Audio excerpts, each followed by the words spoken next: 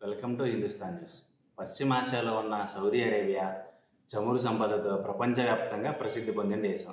అయితే ఇటీవల కాలంలో ఇది కేవలం ఆయిల్ దేశం కాకుండా క్రీడలు, టెక్నాలజీ, టూరిజం మరియు వినోద రంగాల్లో భారీ పెట్టుబడులు పెడుతుంది.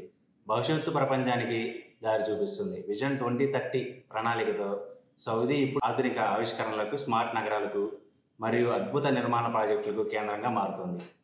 సౌదీ అరేబియా మళ్ళీ ప్రపంచ దృష్టిని తన వైపు తిప్పుకుంది.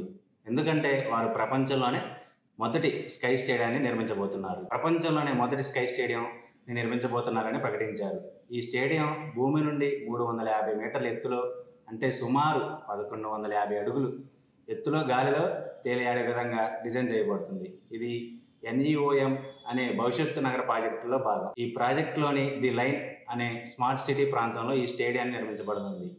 కానీ ఖర్చు సుమారు $1 బిలియన్, అంటే 8,300 కోట్లకు పైగా. స్టేడియం సామర్థ్యం 46,000 సీట్లు.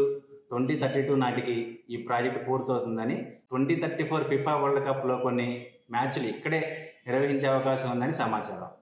ఇటీవలి కాలంలో సౌదీ అరేబియా కేవలం చమురు దేశంగా కాకుండా క్రీడలు, టెక్నాలజీ, టూరిజం మరియు వినోద రంగాల్లో కూడా భారీ పెట్టుబడులు పెడుతుంది. F1 రేసింగ్, బాక్సింగ్, WWE మరియు ఇప్పుడు ఫుట్బాల్ వరల్డ్ కప్, ఇవన్నీ సౌదీ అంతర్జాతీయ స్థాయిలో తన బ్రాండ్ని పెంచే ప్రయత్నాలే. ఇది prince Mohammed bin Salman MBS నేతృత్వంలో దేశం విజన్ 2030 అనే పెద్ద ప్రణాళికతో ముందుకెళ్తుంది. దీని ప్రధాన లక్ష్యం ఆయిల్ మీద ఆధారపడడం తగ్గించి కొత్త రంగాల్లో ఉద్యోగాలు సృష్టించడం.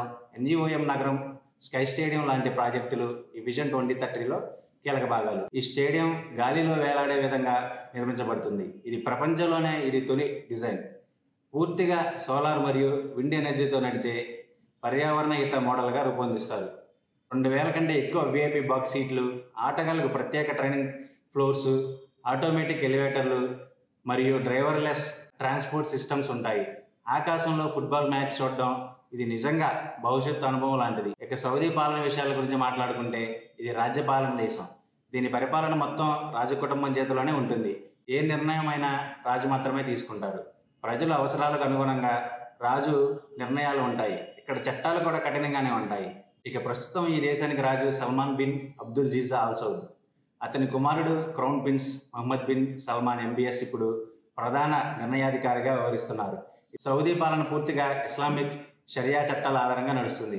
రాజకుటుంబం దేశంలోని రాజకీయ, ఆర్థిక మరియు మతపరమైన అన్ని వ్యవహారాలపై నియంత్రణ కలిగి ఉంటుంది.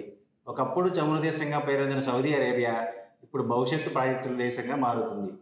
NEOM నగరం, red sea project, Qiddiya entertainment city, ఇవన్నీ సౌదీని భవిష్యత్తును ప్రపంచ గమ్యస్థానానికి మార్చే ప్రయత్నాలు. స్కై స్టేడియం ప్రాజెక్టు పూర్తయితే ఇది ఇంజనీరింగ్ అద్భుతంగా గుర్తింపు పొందుతుంది. అయితే కొందరు నిపుణులు ఈ ప్రాజెక్ట్ నిజంగా సాధ్యమా అని ప్రశ్నిస్తున్నారు. ఎందుకంటే 350 మీటర్ల ఎత్తులో ఒక ఫుట్బాల్ స్టేడియాన్ని నిర్మించడం సాంకేతికంగా చాలా సవాల్. సౌదీ యొక్క ఈ ఆలోచన స్కై స్టేడియం భవిష్యత్తు తరాల కోసం ఒక మైలురాయి కావచ్చు. కానీ ఇది కేవలం ఆకాశంలో కాదు, ప్రపంచవ్యాప్తంగా సౌదీ ప్రతిష్టను అంతరిక్ష స్థాయికి తీసుకెళ్లే ప్రయత్నం చెప్పాలి.